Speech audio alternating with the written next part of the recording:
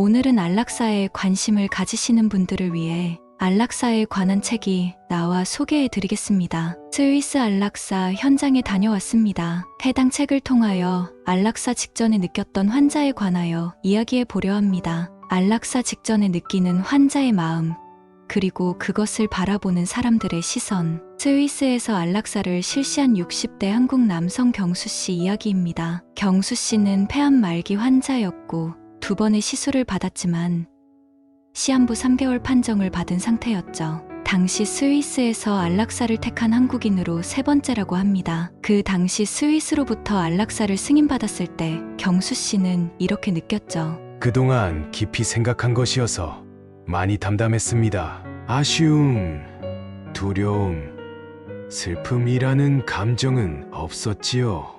삶의 희망을 잃고 나서 선택한 안락사. 그 안락사를 앞둔 사람의 기분은 생각보다 담담했습니다. 어찌 보면 그동안 살아온 일생을 마무리한다는 것이 단순할 수 있겠지요. 그렇게 한국에서 담담한 감정을 가졌던 경수 씨. 경수 씨는 그동안 살아왔던 삶이 주마등처럼 스쳐갔습니다. 젊은 나이 결혼하여 자녀들을 낳았고 걸음마를 뗄 때부터 학교에 입학했던 순간, 그리고 어엿하게 성인이 되어 독립하는 순간까지 경수 씨에게는 너무나 행복한 시절이었습니다. 단지 폐암에 걸리기 전까지요. 폐암을 걸린 후 경수 씨의 삶은 너무나 달라지게 됩니다. 삶과 죽음의 경계, 그 끝을 모르는 막연한 기대감과 희망, 그리고 그 막연한 기대감 때문에 고생하는 가족들은 경수 씨를 위해서 매일 간병을 해야 했고, 무엇보다도 치료 과정에서 고통스러워하는 경수 씨를 지켜봐야 한다는 것입니다. 경수 씨 본인만 괴로우면 되겠지만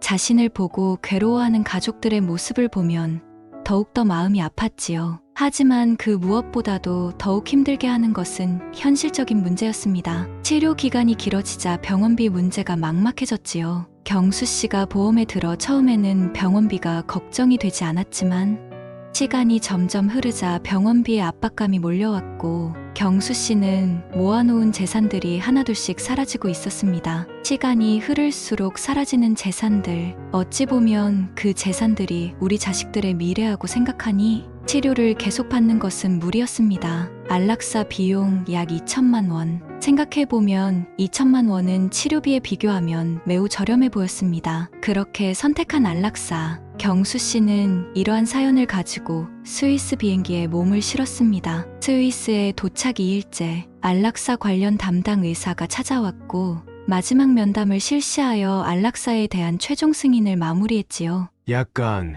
운동회 달리기 시합 전 출발선에 섰을 때 느낌이 듭니다. 가슴이 두근거리며 긴장되고 또는 설레기도 합니다. 그렇게 안락사를 최종 승인을 하자 무덤덤했던 마음에는 다양한 감정들로 가득 차게 되었습니다. 그리고 안락사 시행 하루 전 마지막 밤이 되었습니다. 너무나 많은 생각이 들게 되는 경수 씨. 경수 씨는 잠을 이룰 수 없었습니다. 오늘은 잠들지 않으려고 합니다. 모든 순간을 깨어서 느끼려고요.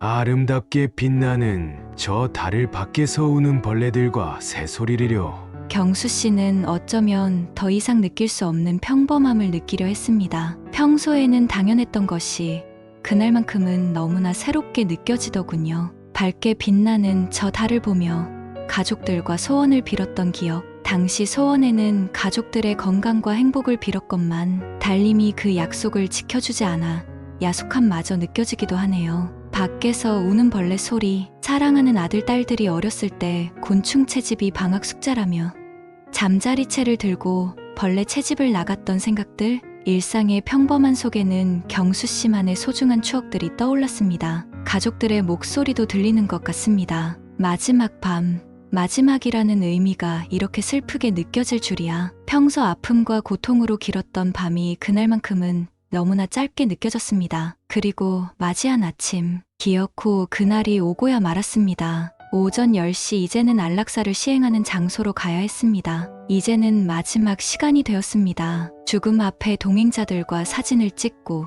마지막 순간을 남겼지요. 마지막이지만 우는 사람은 없었습니다. 일부러 환하게 웃고 최대한 고개를 꺾어 과장된 포즈로 사진을 찍었지요. 그러고 서로를 안아주며 서로의 체온과 마음을 느꼈습니다. 이제는 운명의 시간이 되었습니다. 경수 씨, 지금 누가 가장 보고 싶으신가요? 저희 돌아가신 어머니가 보고 싶습니다. 어머니가 마중 나와 계시면 좋겠네요. 그렇게 동행자와 짧은 시간을 마친 후 안락사 담당자가 카메라를 설치하더군요. 그러고 자신의 말을 따라하라 했습니다. 나는 아프고 죽기 원하며 죽을 것이다. 그 말을 마친 후 약물팩이 걸렸습니다. 그러고는 담당자가 말하더군요. 마음의 준비가 되면 밸브를 스스로 돌리세요. 그러면 몇 초 이내로 잠드실 것입니다. 설명이 끝나자마자 경수 씨는 주저없이 밸브를 돌렸습니다. 그동안 수년간 고생했던 시한부 인생, 그 고통을 빨리 날려버리고